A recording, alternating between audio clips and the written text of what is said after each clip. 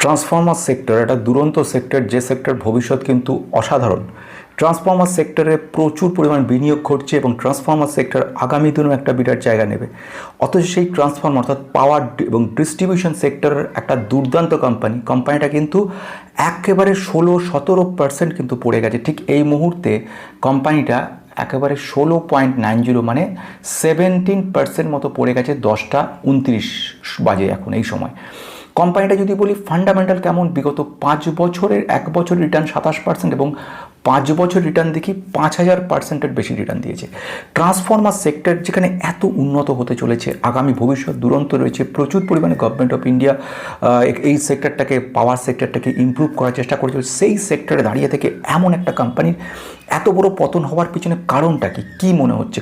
এই পরিস্থিতি কতদিন চলবে, বা এটা কি একটা সুযোগ? মানে যে কোম্পানিটা আমরা দেখতে পাচ্ছি একদিনে 17%, যে কোম্পানিটা 1 বছরে 27% পড়ে গেছে, এগুলো আলটিমেটলি কী বলছে? ভ্যালুয়েশন কী বলছে? এটা কি সুযোগ তৈরি করছে, না আরও অনেকটা পড়বে বলে মনে করে নেওয়া হচ্ছে?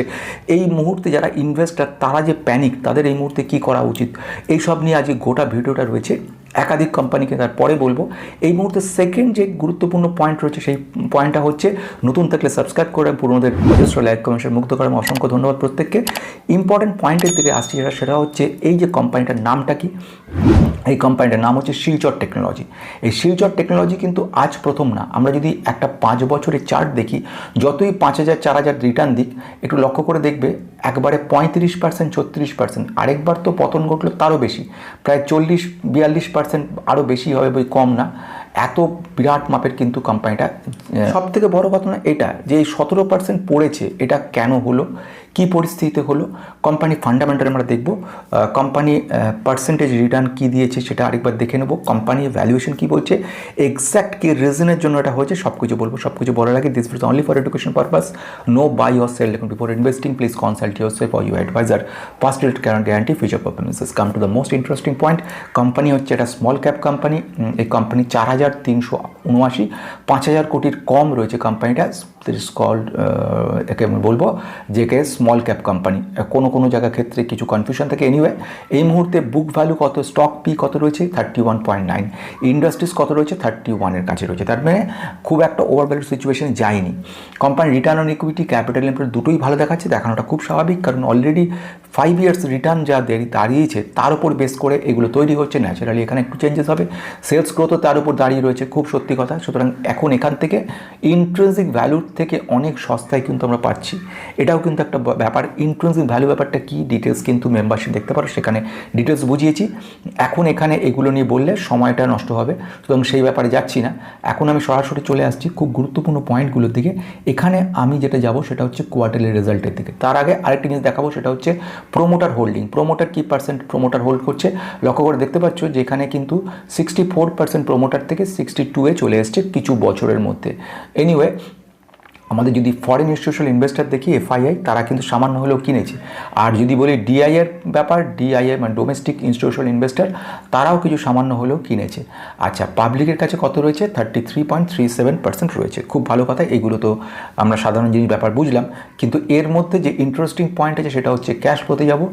এখানে বিজনেসের দিকে লক্ষ্য করবে, বিজনেসটা কিন্তু আমাদেরকে কিছু দেখাচ্ছে। বিজনেস উত্তরোত্তর বৃদ্ধি পেয়ে চলেছে, প্রতি বছরে এদের কিন্তু একটা ইম্প্রুভমেন্ট দেখতে পাচ্ছি। যেখানে অপারেশন থেকে প্রফিট আসছিল 10 কোটি, সেটা 17 হলো, একটু 6-এ মাঝখানে নামলো, যে কারণের জন্য আমাদের একটা নেগেটিভ কারেকশন হয়েছিল। তারপরে 11, 23, 61, 123, 199, 218। বুঝতে পারছো কিছু কোয়ার্টারের মধ্যে কত গুণ জাম্প করে গেছে। ঠিক এই জায়গাগুলো কিন্তু বোঝার রয়েছে যে কোম্পানির হঠাৎ করে যখন এত বড় পাপের জাম্প হয়ে যায় না, ঠিক মোটামুটি ধরে নাও 3-4 বছরের মধ্যে তার ইম্প্যাক্ট কিন্তু আমরা রেজাল্টে দেখতে পেয়ে যাই, তার ইম্প্যাক্ট আমরা কিন্তু প্রাইসে দেখতে পেয়ে যাই, যে কারণের জন্য আমরা দেখতে পেয়েছি 5 বছরের রিটার্নের মধ্যে একটা দারুণ জায়গা। 5 বছর রিটার্নে, আমি কেন বলছি 5 বছর রিটার্নে দারুণ জায়গা, কারণ বিএসসি চার্টে কিন্তু এটা দেখতে পারবে। এটা কিন্তু এনএসসি চার্টে নেই, কারণ NSC chart recent enlisted. Anyway, যদি আমি 1 বছর দেখে কত দাঁড়িয়ে রয়েছে 26% ডাউন, বেশ। কিন্তু যদি 5 বছরে যাই কী দেখাবে, দেখাচ্ছে 5185% রিটার্ন দিয়েছে। কিন্তু মানে এখানের কারেকশানগুলো দেখেই বুঝতে পারছো যে এক একটা কারেকশন কতটা করে পড়েছে কোম্পানি, স্মল ক্যাপ কোম্পানি। সুতরাং এই কারেকশানগুলো স্বাভাবিক, কিন্তু সেটা নয় বুঝলাম। কিন্তু আজকের এই যে মহাপতন ঘটলো, তার পিছনে কারণটা কী? তার পিছনে প্রথম কারণ যে সবচেয়ে বড়, সেটার দিকে যাবো এবারে, সেটা হচ্ছে রেজাল্ট।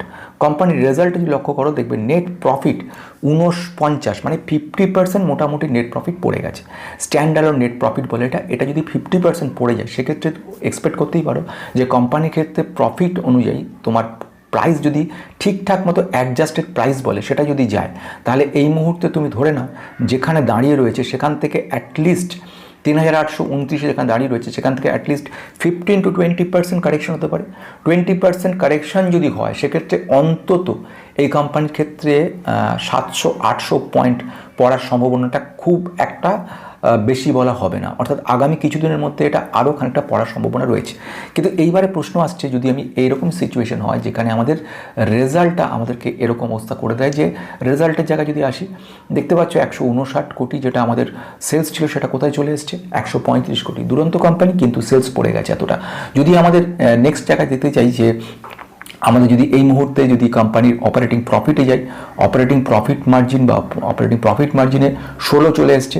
আর যে কোম্পানি বিগত বছরগুলোতে 23 সাল থেকে আজ পর্যন্ত 20-র নিচে কোনোদিন নামেনি, 20% নিচে কোনোদিন নামেনি, সেই কোম্পানি আজ যদি 16% প্রফিট মার্জিনে চলে আসে, অপারেটিং প্রফিট, মানে ন্যাচারালি ইনভেস্টরদের বিশ্বাসযোগ্যতা হারাতে শুরু করবে, এবং যার ফলে আলটিমেটলি এটা কিন্তু একটা ডিজাস্টার তৈরি করেছে। এবং যে কারণের জন্য এত বড় মাপের একটা বিরাট ধাক্কা আমরা দেখতে পেলাম। এত বড় ধাক্কা কিন্তু ক্র্যাশ বলা যায়, কোম্পানি ক্র্যাশ হয়ে গেছে। তাহলে 24 কোটি যে নেট প্রফিট ছিল সেটা 41 কোটি হয়ে, যেখানে প্রায় ডবলের আশা জুগিয়েছিল আমাদেরকে, সেটা চলে গেল 41, অর্থাৎ আমাদেরকে ফিরিয়ে নিয়ে গেল কিন্তু এই সময়, অর্থাৎ 2024 সালে যে জায়গায় ছিল সেখানে ফিরিয়ে নিয়ে গেল। অর্থাৎ আমরা যদি যাই, আমরা যদি এই চিন্তা করি 2024 সালে ঠিক মার্কেট কোন জায়গায় দাঁড়িয়েছিল, মানে 2024 সালে মোটামুটি 3247, আমি যেটা বলছিলাম মোটামুটি এরকম জায়গাতেই এক্সপেক্ট করা যায়, এরকম জায়গা থেকে একটা জায়গা তৈরি করছে। তাহলে এবার আসছে কি, প্রফিটেবিলিটি এরকম জায়গা তৈরি হচ্ছে যখন, যেখানে তখন এখানে আমাদের আলটিমেটলি কোথায় গেলে এক্স্যাক্ট ফিগারটা এই সিচুয়েশনে আমাদেরকে একটা আসার জায়গা দেবে, মানে একটা বাউন্স ব্যাক করার জায়গা তৈরি হবে, আর কোথায় এক্স্যাক্ট এই মুহূর্তে তাহলে কী করা উচিত। কোম্পানির তরফ থেকে যেটা বলে সেটা হচ্ছে যে খুব শিগগিরই, অর্থাৎ 14 তারিখ, আগস্টের 14, আজকে 12 তারিখ, 14 তারিখে ওরা কিন্তু একটা একটা কনফারেন্স কল আয়োজন করেছে, এবং সেই কনফারেন্স কলের মধ্যে কেন এতটা পড়লো এবং ভবিষ্যৎ কী রয়েছে সেগুলোর ওপরে ওরা কিন্তু একটা আলোচনা করবে এবং বোঝাবে যে কেন এরকম পরিস্থিতি সৃষ্টি হলো, বা এতটা প্রফিট কেন লস হলো, সে মানে এতটা প্রফিটেবিলিটি কেন পড়ে গেল, সে ব্যাপারে ওনারা কিন্তু বলবেন বলে মনে করা হচ্ছে। যদি সেটা হয় তাহলে ওই দিন আমি আবার ডিটেলসে এ ব্যাপারে আলোচনা করব। যদি ইন্টারেস্টেড থাকো কেউ ট্রান্সফরমার সেক্টরের মধ্যে শিলচর টেকনোলজি ডিটেলস জানার জন্য, তাহলে অফকোর্স আমাকে জানাতে পারো। তাহলে এইটা হলো আমাদের একটা খুব গুরুত্বপূর্ণ পয়েন্ট, যে ব্যাপারটা আমরা দেখা যাচ্ছে এখানে এই মুহূর্তে এতটা চেঞ্জেস হওয়ার পিছনে যেটা কারণ দেখা যাচ্ছে সেটা হচ্ছে টোটাল সেলসের মধ্যেই কিন্তু চেঞ্জেস হয়ে গেছে। এখানে আমরা দেখতে পাচ্ছি যে আমাদের যে year on year sales growth যেটা রয়েছে সেটা কিন্তু নেগেটিভ জায়গায় চলে গেছিলো। তা সত্ত্বেও আগের বারে টোটাল যে এক্সপেন্সগুলো তুলনামূলকভাবে আলটিমেট প্রফিটের তুলনা, অর্থাৎ যেখানে সেলস 152 ছিল সে তার তুলনায় এবারে সেলসটাই হয়ে গেছে কমে 135। ন্যাচারালি এখানে ওদেরকে একটা কিন্তু ক্লারিফিকেশন করতে হবে বড় মাপের, যে কেন এতটা সেলস কমলো। বুঝতে পারছো ঘটনাটা? তো এইগুলো সব থাকবে। দেখো, সবচেয়ে বড় ঘটনা হচ্ছে ফাইনাল জায়গা, সেটা হচ্ছে কোম্পানির ক্ষেত্রে যেটাই হোক না কেন কোম্পানির ওঠাপড়া থাকবেই, এটা কোনো বড় ব্যাপার নয়। খুব সিম্পল একটা চার্টের দিকে আসছি আমরা। চার্টে দেখে বুঝতে পারছো, আমি চার্টটা হচ্ছে শিলচর টেকনোলজির। সিম্পলভাবে বলতে পারি 5400-তে কোম্পানিটা কিন্তু একটা সময় ট্রেড করছিল। লক্ষ্য রাখো যে 5400-র কাছে কিন্তু কোম্পানিটা ট্রেড করেছে, এবং সেই সময়টা হচ্ছে এই সময় দিয়ে মোটামুটি জায়গা দেখাচ্ছি। আচ্ছা, তারপরে কোম্পানিটা একটা পতন ঘটেছিল এই সময় দিয়ে, এই লেভেলে একটা পতন ঘটেছিল, এখানে একটা পতন ঘটেছিল। অর্থাৎ সেকেন্ড লেভেলে কোম্পানিটা যদি আমাদেরকে একটা আশার বাণী শোনায়, কতটা আশার বাণী শোনাবে সেটার লেভেলটা যদি দেখতে হয়, একটা আমাদেরকে বলতে পারি যে সাপোর্ট লেভেলের একটা কাছাকাছি জায়গা তৈরি করে দিচ্ছে, 3600-র কাছাকাছি জায়গা। এবারে 3600-র যে জায়গাটা তৈরি করেছে, দেখতে পাচ্ছ ফ্রি ফল ঘটেছে এখানটায়, এবং এর ফলে অনেকটা পতন ঘটেছে, যে এতটা জায়গার একটা বড় মাপের ধাক্কা লেগেছে। এবারে এটা পড়ে মোটামুটি 3800 824 এখানে দেখাচ্ছে এবং সেটাকে আমার বিশ্বাস সেটাকে ভাঙবে এবং ভেঙে নেক্সট লেভেল এদের তৈরি করছে 3400-র কাছাকাছি, অর্থাৎ মোটামুটি অ্যাপ্রক্সিমেট 3400-কে একটা ব্যারিয়ার হিসেবে ধরা যেতে পারে, যে 3400-র উপর দাঁড়িয়ে সে কিন্তু একটা ব্যাক করার সিচুয়েশন তৈরি করতে পারে।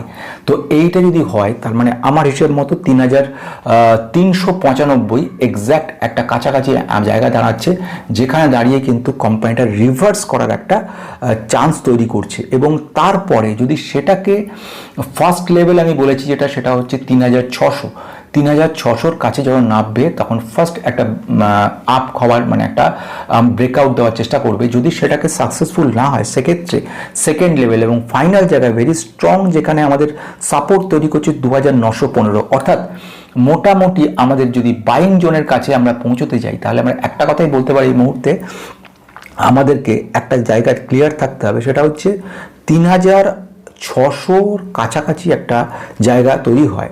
No buy or sell recommendation, this is only for education purpose. আমি যেটা বলছি সেটা কিন্তু totally point of view of education point of view, no buy or sell, কোনো রকমভাবে কেনা বেচার কথা বলছি না। Stock market very risky, stock investment, equity investment is very very risky. আমি শুধু এইটুকুটা বলতে পারি, চার্ট যেটা বোঝাচ্ছে সেটা হচ্ছে 3600-র কাছে এদের একটা জায়গা তৈরি করছে, 3600-3590 একটা ব্যারিয়ার তৈরি হয়।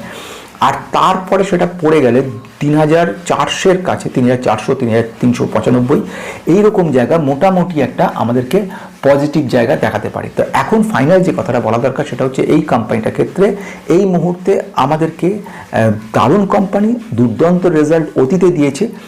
আমি মনে করি এই কোম্পানির ক্ষেত্রে কিন্তু একটা পজিটিভ জায়গা ভবিষ্যতে দিতেই পারে, যেটা আমাদেরকে কিন্তু সমৃদ্ধশালী করে তুলতে পারে। তো এই মুহূর্তে এই এক্সপেকটেশনই শেষ করতে চলেছি।